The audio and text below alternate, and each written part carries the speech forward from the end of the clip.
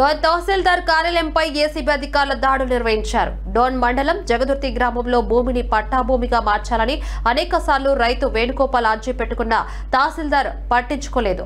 భూమిని పట్టాభూమిగా మార్చేందుకు 35,000 రూపాయలు లంచం ఇవ్వాలని డిప్యూటీ తహసీల్దార్ సునీల్ రాజు డిమాండ్ చేశారు. ఈ విషయాన్ని రైతు ఏసీబీ అధికారులను ఆశ్రయించారు. ఆయనకు రైతు లంచం ఇస్తున్న సమయంలో ఏసీబీ అధికారులు డిప్యూటీ తహసీల్దార్ సునీల్ రాజును రెడ్ హ్యాండెడ్ గా పట్టుకున్నారు. ఇక డిప్యూటీ తహసీల్దార్ సునీల్ రాజును ఏసీబీలో అధికారులు అదుపులోకి తీసుకుని అరెస్టు చేశారు.